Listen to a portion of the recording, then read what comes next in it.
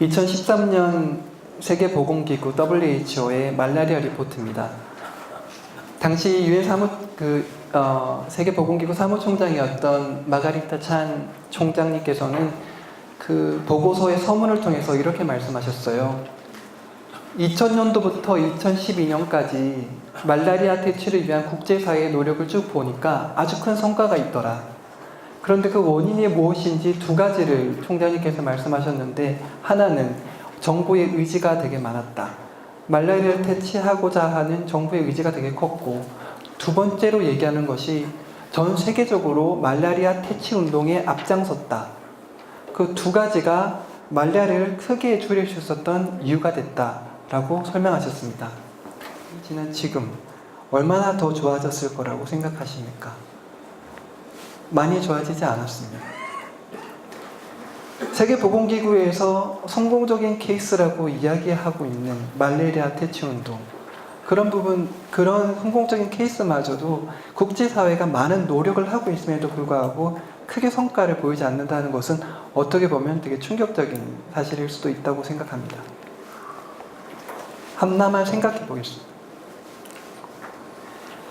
당시에 말라리아를 퇴치하기 위해서 국제사회가 가장 많이 한 액션이 바로 모기장을 나눠주는 액션이었습니다. 아주 단순한 생각에서 시작한 거죠.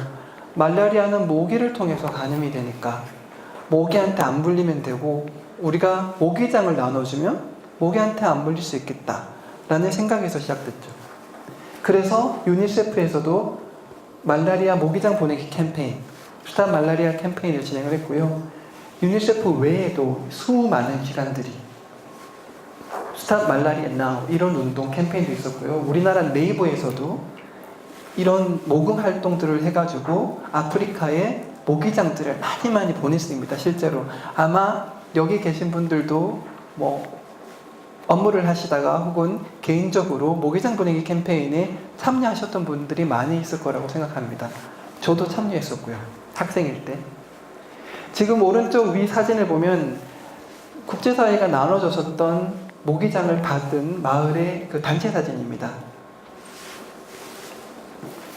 그런데요, 저런 대대적인 활동들이 있음에도 불구하고 실질적으로 말라리아 퇴치가 생각보다 크게 이루어지지 않았어요.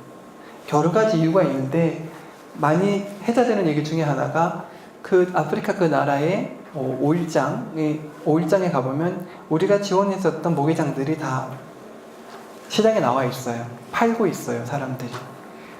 모기장이 필요하지 않습니까? 모기한테 안 물리려면 사가세요. 팔고 있습니다. 그리고 실제로 그 모기장을 뜯어가지고요, 옷을 만들어 입어요. 그래서 그분들에게는 모기는 항상 물리는 거예요. 그래서 모기장에서 내가 안에서 모기를 피해서 자야겠다라는 생각보다는 그거를 팔아가지고 가족이 먹을 음식을 산다거나 그거를 통해가지고 옷을 만들어 입는다거나 일상에 도움이 되는, 당장 도움이 되는 일을 하고 싶었던 겁니다. 그때 당시에는 아프리카라고 하는 지역, 대륙, 여러 나라들에 대한 인식들이 그렇게 좋지 않을 때였죠. 도와줘야 된다. 마치 과거에 아주 오래전에, 지금도 일부 있지만 장애인분들에게 어떤 자비의 대상으로 혹은 시혜의 대상으로 보는 시각처럼 우리도 어쩌면 아프리카라는 대륙, 그리고 거기에 사는 사람들에게 어떤 일정 부분 그런 시각을 가지고 있었는지도 모르겠습니다. 아무리 퍼줘도 안 되더라고요. 그래서 생각을 좀 바꾸게 됩니다. 혹시 저 사람들이 실제적으로 자기 나라에서 모기장을 만들 수 있다면 저걸 만들면 좀 나을까? 생각이 조금 전환이 됩니다. 그래서 그때 당시 일본에서요, 모기장을, 말라리아 모기들이 접근하기 어려운 모기장을 만드는 기술을 아프리카의 한 나라에게 기술을 이전하게 됩니다. 공장을 차려주고 그 아프리카 사람들을 고용해서요, 말라리아를 퇴치하는 데 효과가 있는 모기장을 현지에서 만들게 됩니다. 여기 수치를 보시면 2003년도에 공장이 설립했을 때는 연간 총 30만 장의 모기장을 만들었고요. 10년 뒤인 2012년도에는 3천만 장을 이 한 공장에서 생산을 하게 되고 그 생산된 모기장이 이 나라뿐만 아니라 주변 아프리카 국가에 다 보급이 됩니다. 실제로 아프리카에서 생산했었던 이 모기장이 많은 효과를 봤어요. 많은 제품들이 시장에서 거래되지 않았고, 왜냐? 가격이 쌌거든요. 많이 만들었거든요. 그리고 실제로 여기 고용된 사람들이 자기가 만들었었던 모기장에 대한 그런 자부심도 있고 퀄리티도 보장이 되기 때문에 잘 팔렸어요, 시장에서.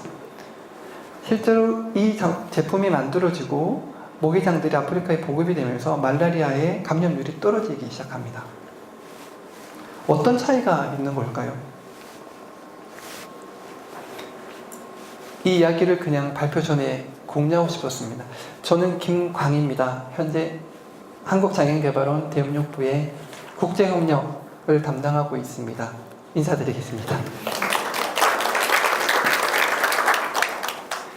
앞서 이윤영 박사님께서 인천 전략이 어떤 배경을 가지고 진행됐는지에 대한 설명들을 너무 자세하게 잘해주셨습니다. 그리고 인천 전략이 이 강동구에서는 어떤 의미가 있는지, 그리고 강동 구민 여러분들에게는 어떤 책임감이 있는지까지도 일정 부분 부담도 주시더라고요. 그런 부분들을 설명을 잘 해주셨기 때문에 저는 인천 전략이 그러면 어떻게 내용이 구성되어 있는지에 대해서 여러분들에게 말씀을 드리고자 합니다. 아마도 여기 관심을 가지신 분들이 오시긴 하셨지만 이 자리를 떠나면 인천 전략의 10가지 목표, 27개의 세부 목표, 62개의 지표에 대해서 다시는 보지 않을 거예요. 그러니까 이 시간만 들으시면 됩니다. 제가 설명해 드리는 것만 잠시 들으시면요, 인천 전략 다시 안 보셔도 됩니다. 말씀드렸듯이 10개의 목표가 있습니다. 박사님께서 말씀하셨듯이 우리는 유엔 장애인 권리 협약도 있고요. 사실은 나중에 이제 권성철 사무국장님께서 말씀하시겠지만 국제사회에서는 장애에 관련된 협약뿐만이 아니라 여러 가지 선언이라든지 그런 전략이라든지 그런 부분들이 많이 있습니다. 그런 것들이 많이 있는데도 불구하고 저희는 또 인천 전략이라는 걸 만들었어요. 심지어 아태 지역에서는 93년부터 2002년까지 10년을 중국이 주도하고 2003년부터 2012년까지 일본이 주도하고 이미 인천 전략이 선언되기 전에 20년을 이 10년 전략이라는 걸 했는데도 또 인천 전략이 선언이 됐습니다. 잘 됐으면 선언이 됐을까요? 지난 20년간 우리가 목표했었던 목표들이 이루어졌다면 인천 전략이라는 게 나왔겠습니까? 아니라고 생각합니다. 저는 뭔가 부족한 게 있기 때문이겠죠. 중국이 10년, 일본이 10년 하는 동안에 잘 된 것도 있고 부족한 부분도 있었기 때문에 아마 인천 전략이 나왔을 거라고 생각합니다. 10개의 목표라는 것은 10개만 하면 다 이룬다라는 건 절대 아니죠. 우리가 인천 전략을 이루는 3차 아태 장애인 10년, 즉 2013년부터 22년까지 10년 동안에 이것만은 꼭 하자라는 게 10가지 목표입니다. 그리고 10가지 목표가 너무 추상적으로 보일 수가 있기 때문에 조금 더 잘라서 조금 더 구체적으로 목표를 세워보자 라고 해서 27개의 세부 목표를 만들게 된 겁니다. 그리고 이제 제일 중요한 건데요. 목표만 세우면 그것이 달성하고자 하는 방향은 있으나 그것이 어떻게 진전됐는가를 확인할 수 있는 방법이 없지 않습니까? 여러분들께서도 업무를 하실 때 성과를, 목표를 잡으면 성과 지표라는 걸 잡으시죠. 그래야지 성과를 측정할 수 있기 때문입니다. 성과 측정을 통해서만이 그 목표가 어느 정도 달성됐는지, 보완해야 될 것이 무엇인지, 혹 실패했다면 실패의 원인이 무엇인지를 볼 수 있는 겁니다. 인천 전략의 특징은 바로 성과 지표를 처음으로 만들었다라고 하는 겁니다. 62개의 지표가 있습니다. 인천 전략의 주요 정신은 강동구의 장애인 인권 선언이 포함되어 있는 주요 정신과 매우 흡사합니다. 왜냐하면 그 모두 다 유엔 장애인 권리 협약의 기본 정신에서 따왔기 때문입니다.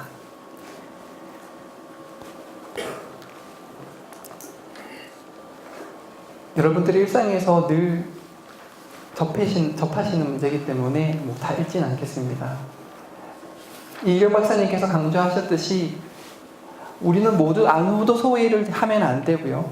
그리고 장애계를 포함한 저희가 업무를 하면서 가장 많이 듣는 얘기, 우리를 빼놓고는 아무도 결정하지 말아라는 아주 중요한 선언, Nothing about us without us 라는 그 선언이 이 인천 전략에도 잘 녹아져 있습니다.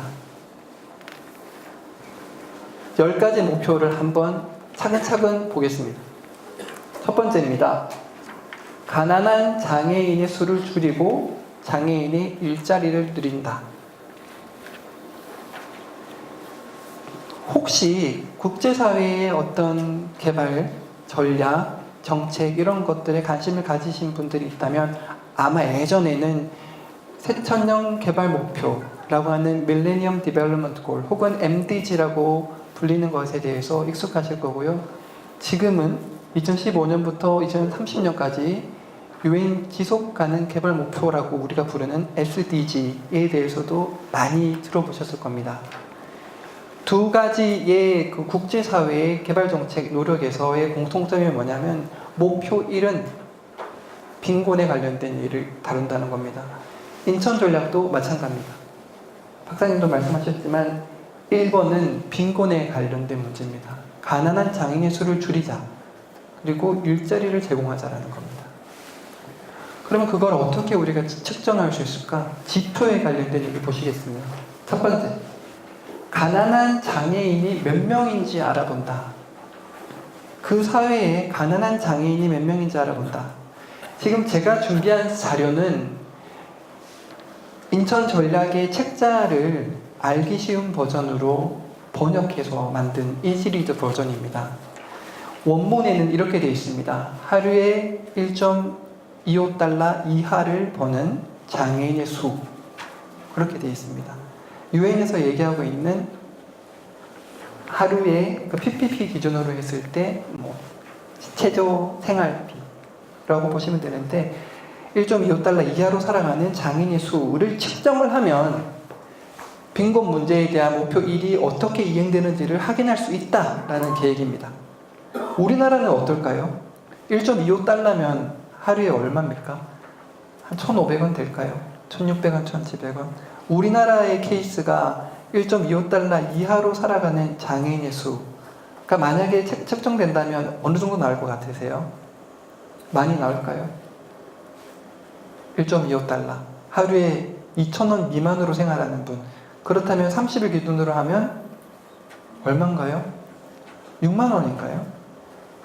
한 달에 6만 원 이하로 살아가시는 장애인 당사자분들이 우리나라에 많이 있을까요? 수당 같은 것들을 못 받는 경우가 그런 게 됐을까요? 그런데 만약에 우리나라가 아닌 아태 지역에 있는 다른 국가를 한번 볼까요? 어디를 볼까요? 어디가 생각나십니까? 아태 지역 국가 중에서. 방글라데시 말씀하셨고요. 방글라데시에서는 1.25달러 이하로 살아가는 장애인 수가 얼마나 될까요? 한국과 비교해서. 에스캅이라고 말씀하셨던 유엔 아시아태평양 경제사회위원회는 그 지역 내에 62개 국가의 회원으로 구성이 되어 있어요. 한국을 포함해서. 62개 국가가 하나의 에스캅 회원국으로 구성되었다는 것은 그 안에 국가 간 차이가 엄청 크다는 걸 얘기합니다. 한국, 일본, 중국 들어가 있고요. 방글라데시, 파키스탄, 스리랑카 다 들어가 있어요. 그렇기 때문에 한 가지 여러분들이 아셔야 될 것은 인천 전략이라는 것이 어떤 특정 타겟을 어떤 국가에 두고 있지 않다는 겁니다. 아태 지역을 두고 있다는 거예요. 그래서 이 지표를 이해하는 데 있어서도 우리나라 기준으로 별로 실효성이 없는데 라고 생각하실 수도 있는데 그게 다는 아닙니다. 전체적인 시각으로 아태 지역 국가들을 생각해 보시면 도움이 됩니다. 두 번째 볼까요? 현재 일하고 있는 장애인이 몇 명인지 알아본다. 이런 겁니다. 실질적으로 경제활동 인구 중에서 장애를 가지고 있는 분들, 경제활동 인구에 들어가 있는 분들이 어느 정도 일을 하는지를 퍼센테이지로 조사를 하고 그것이 10년 동안에 어떤 변화가 있는지를 측정하면 장애인의 빈곤 문제를 측정할 수 있다는 것이 이제 이 지표의 논리입니다.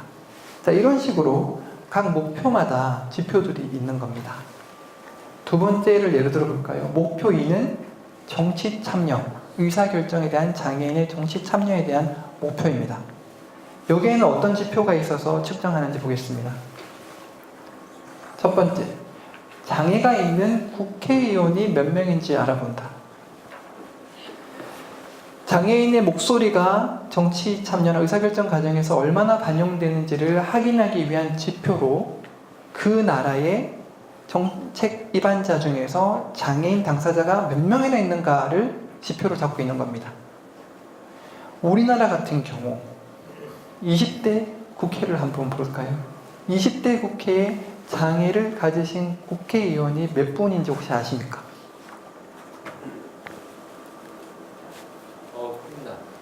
없습니까? 네. 어떡하죠? 저는 있다고 알고 있는데 20대 총선에서는 장애인 비례대표분이 없었죠. 장애계에서 비례대표를 통해서 국회의원이 되신 분은 한 분도 없습니다. 없다는 말씀이 일정 부분 맞다고 생각합니다. 그런데요, 장애계 비례대표가 아닌데 국회의원이신데 장애 등급을 가지신 분은 계십니다. 아마 여러분들 뉴스에서 보셨겠지만 예전에 군인 출신으로 군에서 부상을 당하셔서 절단 장애를 가지고 계신 분께서 국회의원이 지금 돼 계시고요.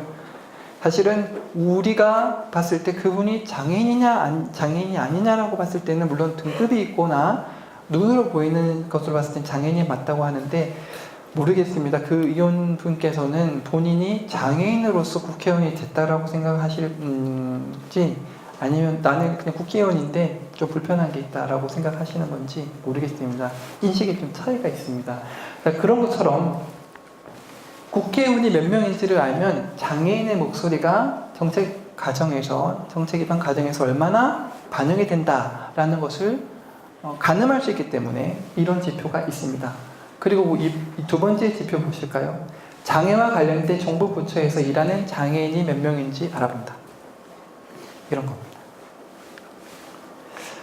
놀라시겠지만 그 아태 지역의 경제 수준만으로는 우리나라보다 많이 떨어져 있는 국가 중에서요, 이런 중요한 장애인 정책을 내는 부서나 그리고 이런 장애인 정책 조정위원회와 같은 어떤 위원회에 장애인 당사자분들이 우리나라보다 훨씬 더 많이 포함되어 있는 국가들이 많습니다. 그런 부분들은 저희도 한번 잘 생각해 봐야 될 것 같아요. 세 번째 지표, 여성과 남성의 평등과 관련된 정부 부서에서 일하는 장애인이 몇 명인지 알아본다. 되게 중요한 의미인 거죠. 그러니까 장애인이 장애와 관련된 업무만 하는 곳에서 일을 하는 것을 보는 게 아니라 다른 영역에서의 업무를 보는 장애인의 수를 측정하겠다는 겁니다. 이걸 통해서 다양한 섹터에서 장애인의 의견이 포함되는지를 보겠다는 거죠. 이런 지표가 있습니다. 그리고 네 번째는 투표소의 접근 가능성들을 측정하는 게 있고요. 우리나라가 장애인 분들이 투표를 하러 갈 수 있도록 물리적인 접근성이 100% 보장되어 있을까요? 아니죠. 아닙니다.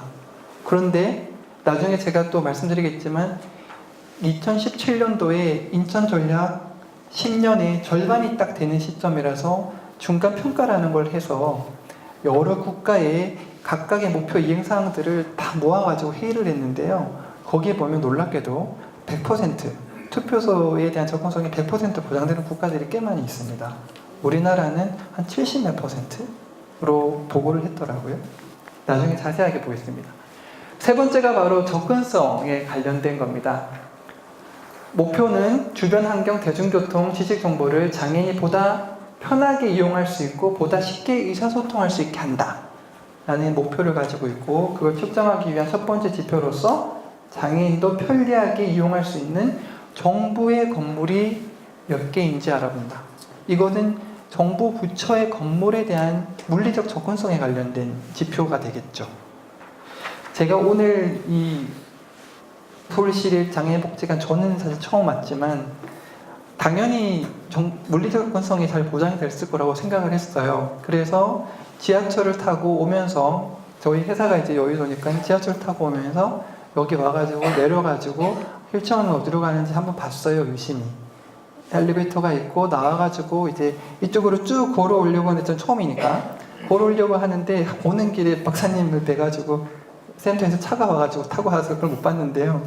이렇게 쭉 보다 보니까 원래는 제가 접근성을 궁금해서 보려고 왔는데 그냥 너무 풍경이 이뻐가지고 이렇게 단풍 이런 것만 보고 왔는데요. 이제 이런 것처럼 기본적으로 장애인분들이 물리적인 접근성 이런 부분들이 목표 3에서 다루는 중요한 문제입니다. 어떤 게 있을까요? 국제공항이 몇 개인지 알아본다. 공항의 접근성 이런 부분들도 중요 지표로 잡고 있습니다. 세 번째, 자막이 있고 수화로 통역해주는 뉴스 프로그램이 있는지 알아본다. 네 번째, 장애인도 이용할 수 있는 정부 문서와 홈페이지가 몇 개인지 알아본다. 이건 전부 다 정보 접근성에 관련된 것이죠. 이런 등등의 목표를 가지고 있는 인천 전략이 세부적인 목표와 그 다음에 그걸 측정하기 위한 지표들을 만든다는 것에 대해서 다시 한번 강조를 하고 싶습니다. 네 번째, 돈, 개인적 도움, 상담, 의약품 치료, 재활 및 건강을 위한 서비스 등에서의 장애인에 대한 정부 지원을 늘린다. 첫 번째 지표는 정부의 의료 서비스를 이용하는 장애인이 몇 명인지 알아본다. 두 번째, 장애인이 가난으로 어려움을 겪거나 아플 때 정부가 장애인에게 어떤 도움을 주는지 알아본다. 그리고 세 번째, 장애인이 사회에서 자립해서 살아갈 수 있도록 정부가 도움을 주는지 알아본다. 여기에는 여러 가지 공적보조, 수당, 연금 등등의 공적보조들이 다 들어가 있는 내용들입니다. 이런 부분들을 측정합니다. 다섯 번째는 장애가 있는 아동들에게 보다 많은 지원과 교육을 제공한다라는 겁니다. 첫 번째 지표가 장애가 있는 어린아이 중에서 정부의 지원을 받고 있는 어린아이가 몇 명인지 알아보는 거, 그리고 장애가 있는 초등학생이 몇 명인지 알아보는 거. 세 번째가 장애가 있는 중학생과 고등학생이 몇 명인지 알아보는 거.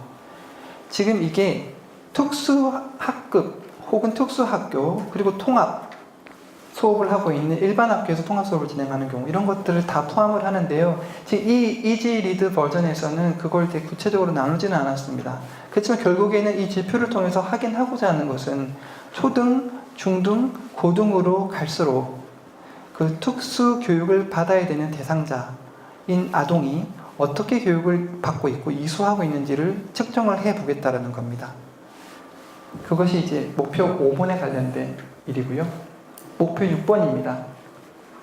장애가 있는 여성과 남성이 똑같이 대해주고 장애가 있는 여성이 자신감을 갖고 사회에서 자립하기 위한 지식과 기술을 배우도록 지원한다. 장애 여성에 관련된 구체적인 목표가 목표 6으로 구성이 되어 있습니다. 유엔 장애인 권리협약도 장애 여성에 관련된 조항이 따로 있죠. 우리나라가 열심히 그 조항에 성한 가정에 참여한 걸로 알고 있는데요. 여성 장애인에 관련된 조항이 인천 전략에도 구체적으로 명시가 되어 있습니다. 어떻게 측정할까요? 첫 번째, 여성의 평등을 위한 정부의 계획에 장애가 있는 여성과 장애 소녀를 지원하는 내용을 넣은 나라가 몇 개인지 알아본다. 두 번째, 국회의원 중에서 장애가 있는 여성이 몇 명인지 알아본다. 세 번째, 임신과 출산 등 여성을 위한 보건 서비스를 이용할 수 있는 장애가 있는 여성과 소녀가 몇 명인지 알아본다. 이 목표 6은 결국에는 장애 여성과 장애 소녀분들을 따로 떼서 아주 구체적으로 그분들의 생활을 한번 측정해보자는 겁니다. 그만큼 요즘에는 장애 여성과 특히 장애 소녀들에 대한 어떤 국가적 관심 그리고 전 세계적인 관심이 많이 큰 것 같습니다. 그래서 이것뿐만이 아니라 나중에 더 얘기할 수 있을 것 같은데 지속가능 개발 목표라든지 이런 부분들에 대해서 여성 그리고 여성 장애인 분들을 다루는 이슈들이 활발하게 논의되고 있는 것 같습니다. 7번째 목표는 장애인의 안전과 관련된 것입니다. 재난이 났을 때 첫 번째 지표입니다. 재난을 관리하는 계획 중에서 장애인을 포함하는 계획이 몇 개인지 알아본다. 우리나라도 불과 1, 2년 전만 해도요, 우리나라의 그 재난에 관련된 여러 가지 계획 중에서 장애인을 포함한 계획이 거의 없었습니다. 예전에 국민안정처 이런 것들이 만들어지고 재난 관련된 게 우리나라에서 이슈가 되기 시작하면서 여러 가지 정부 차원에서의 계획들이 만들어지고 있는데요. 초기 단계에서는 장애에 관련된 고려가 없었다고 하더라고요. 근데 2016년부터 어떤 유형별로 시각장애인 분들이 어떤 재난 상황에서의 어떤 안전한 대책 이런 부분들에 대한 매뉴얼들이 조금씩 만들어지고 있습니다.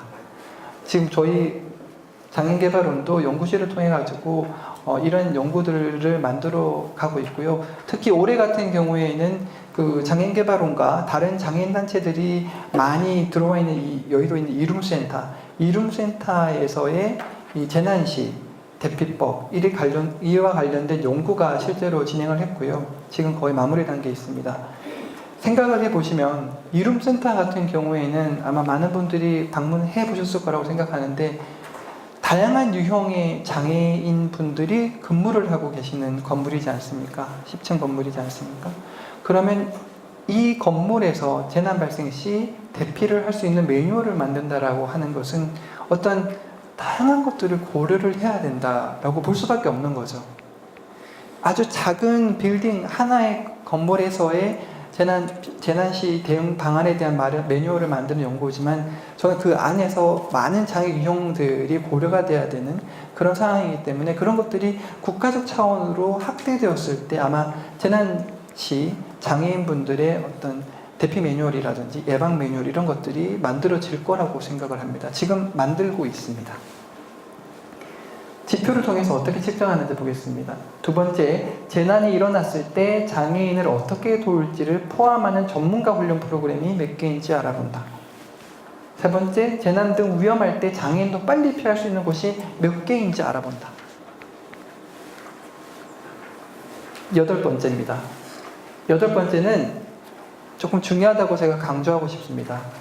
장애인에 대한 자료를 좀 더 정확하게 만들고 다른 나라와 비교할 수 있게 한다. 아시아 태평양 지역의 장애인 수는 지금 6억 9천만 명이라고 합니다. 6억 9천만 명이 아시아 태평양에 거주하고 있는 장애인의 수로 측정되고 있습니다. 전 세계 장애인 수의 60% 70% 넘는 거죠. 그렇기 때문에 이 지역에서 장애인이 사실은 몇 명 사는지가 모든 서비스를 기획하고 제공하고 평가하고 하는데 가장 기본이 되는 데이터라고 볼 수 있는 것이죠. 그런데 현실은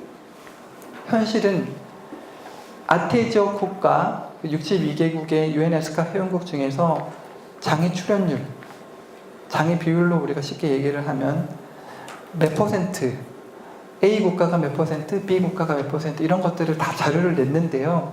우리나라는 지금 몇 퍼센트인가요? 4.5 정도 되나요? 5.45 되나요? 2015년 제가 마지막으로 본 게 15년 건데 5.4 정도 되는 것 같아요. 아태 지역은 1%부터 22%까지 있습니다. 22%는 어느 국가일까요? 어느 나라가 전 인구의 22%를 장애인으로 보고 있을까요? 아태 지역 국가 중에서. 퀴즈입니다.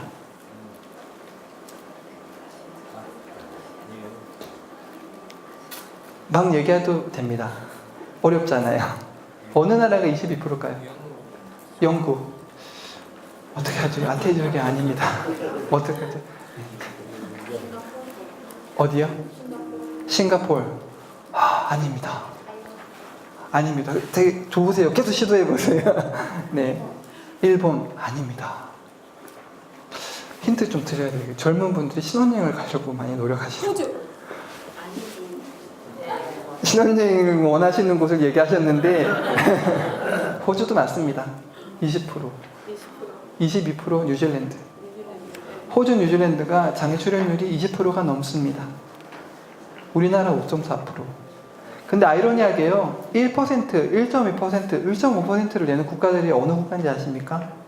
아까 우리가 얘기했었던 조금 잘 못 사는 국가들, 경제적으로 방글라데시, 파키스탄 등등. 여러분들 나라의 장애 출연율이 몇 %입니까? 라고 물어보면 우리나라 장애는 없어요. 첫 번째 반응. 두 번째 반응, 예전 자료를 보니까 한 1.2% 되네요. 그럼 제가 인구가 몇 명인가요? 한 1억 2천 명 정도 됩니다.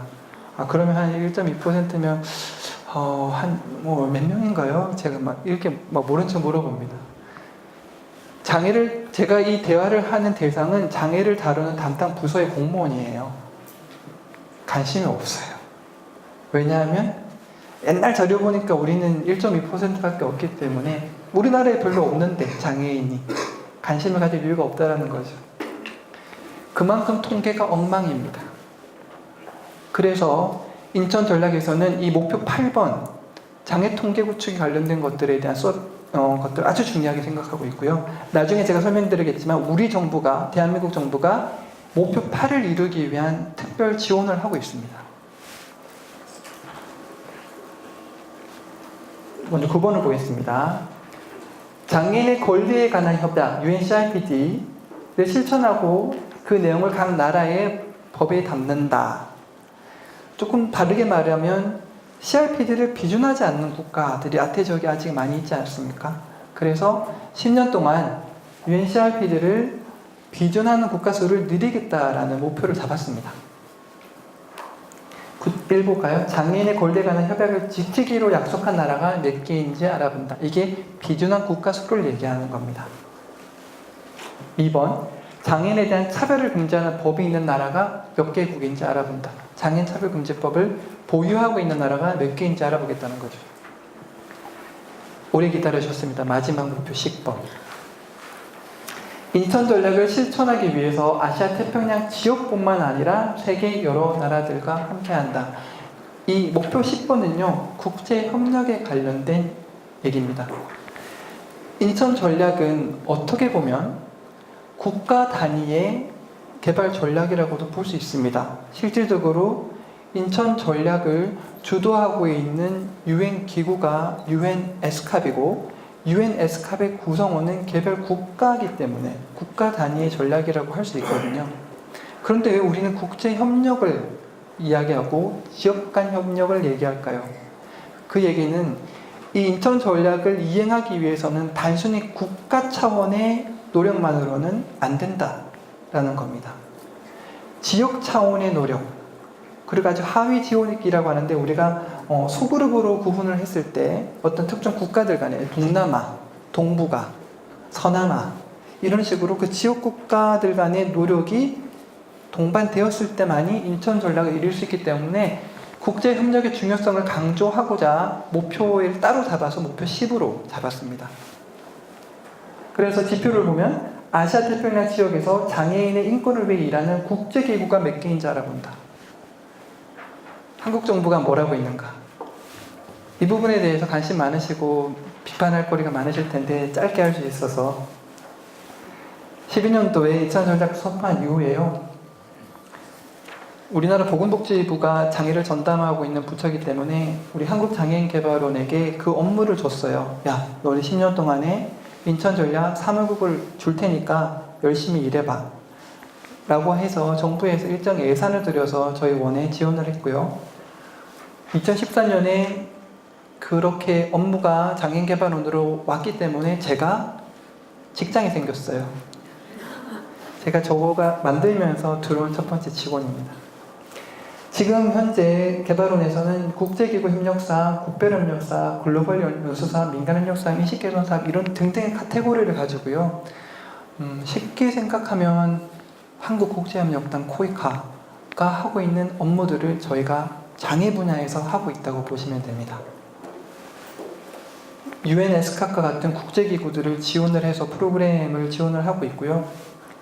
몽골이나 라오스, 인도네시아, 미얀마 등에 있는 국가랑 협력해가지고 그 나라의 장애인분들의 권리 실천을 위해서 프로젝트를 진행을 하고 있고요.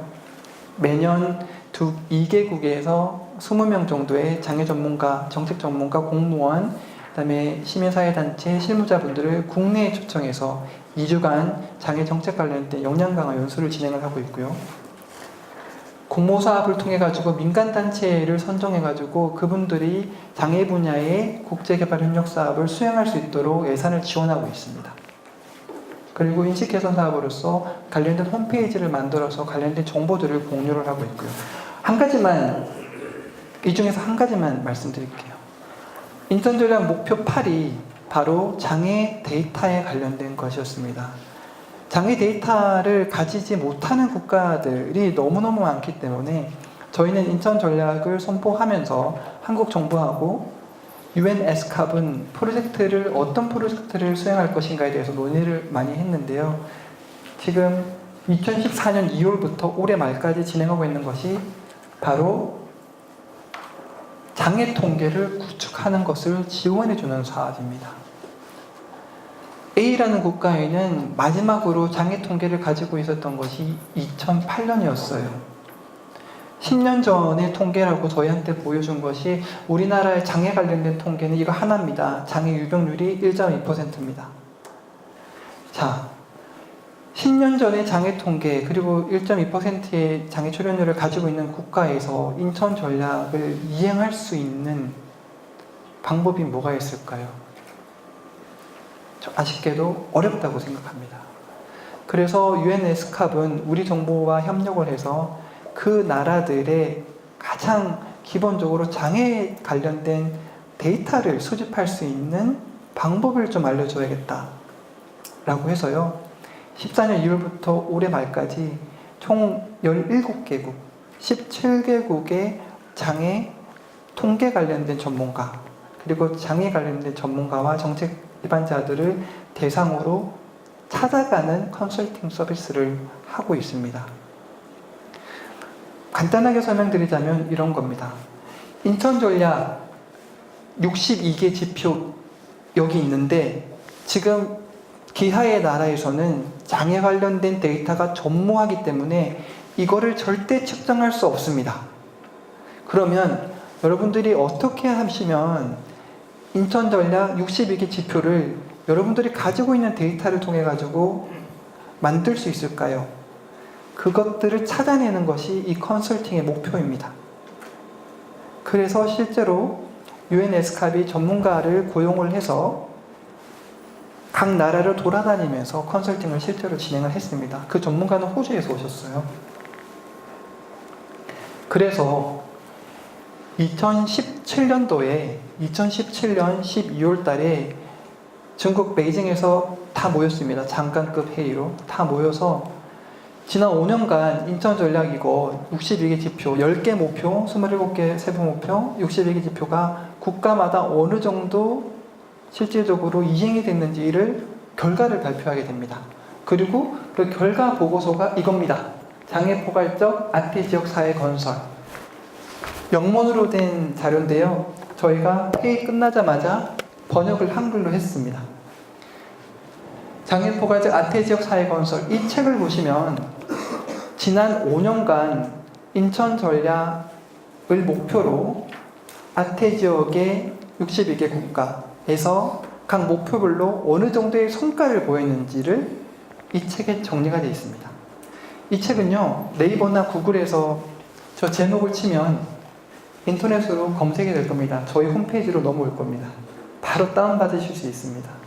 그래서 한번 보시면 되는데 아마 열의 아홉은 안 보실 거기 때문에 제가 하나 보여드릴게요. 자, 우리가 아까 목표 3이 물리적 접근성, ICT 접근성에 관련된 거였는데 이렇게 돼 있어요. 세부 목표가 3A, 3B, 3C, 3D 이렇게 있고 핵심 지표가 이렇게 나와 있는데 2017년도에 다 정부에서 자료를 받아가지고 표를 만들어 보니까 이렇게 돼 있어요. 접근 가능한 정부 건물의 비율을 내시오라고 얘기하니까 국가들이 냈는데요. 아르메니아는 100%. 제가 아르메니아 안 가봐서 모르겠는데요. 여기는 100%가 접근 가능하다고 본인들이 내셨어요. 홍콩, 뉴칼레도니아, 러시아, 싱가포르 다 중요한 거는 누군가가 측정한 게 아니고요. 그 나라에서 자료를 낸 걸 바탕으로 한 겁니다. 우리나라는 보시죠. 72.9%. 조금 양심적인가요?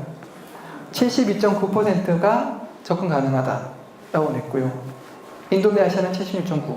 터키 제로. 불가능하다. 자, 이거 하나만 제가 예로 보여드리는 겁니다.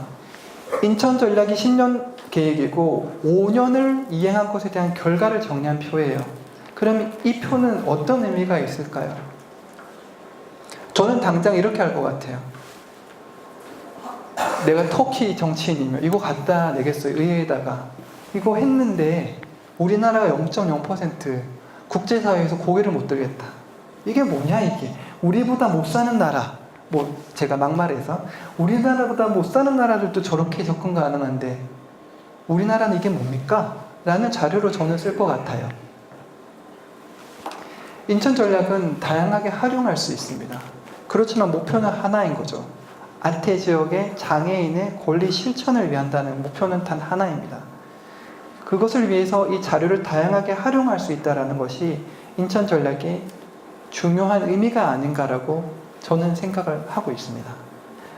우리나라는 사실은 많은 지표가 측정 가능하다라고 이거는 자랑할 것도 아니지만 인천 전략 현재 만들어져 있는 중요 지표 중에서 가장 많은 지표를 가지고 있다라고 제출한 국가가 대한민국입니다. 1등이 의미가 없지만 대한민국이 우리가 제일 많이 있다라고 냈습니다. 결과적으로. 그렇지만 아직도 다양한 세부 목표에서 우리나라도 부족한 부분들이 많이 있죠. 예를 들어서 이런 접근 가능한 정부국처의 비율처럼. 그런 것들이 아마 인천 전략을 통해 가지고 우리가 잘 살고 있는 나라이기 때문에 개발도상국을 지원해준다라고 생각하는 게 아니고 이걸 통해서 우리가 가지고 있지 않는 것들이 무엇인지를 한번 재점검하고 그걸 통해서 또 가능하다면 다른 사람들하고도 좀 나눌 수 있는 계기가 되는 그런 전략으로 생각을 하고 의미를 둬야되지 않을까라고 생각이 듭니다. 마지막 슬라이드예요. 왼쪽에 있는 게 인천 전략 10개고요. 10개 목표. 오른쪽에 있는 게 그 UN 지속가능 개발 목표 SDG의 17개 목표 중에서 인천 전략과 연계되어 있는 목표입니다. 국제사회는 지금 인천 전략보다는 SDG에 많이 빠져 있어요. 왜냐하면 193개국 정상들이 박수치면서 통과한 전략 계획이기 때문에. 그렇지만 SDG를 이행을 함에 있어서 인천 전략에서 이야기하고 있는 것들을 이행하지 못한다면 SDG도 이행하는 것은 상당히 어렵다는 것을 이 표를 통해서 저희가 알 수 있습니다. 시간이 너무 많이 흘렀습니다. 질문과 답변은 나중에 받겠습니다. 고맙습니다.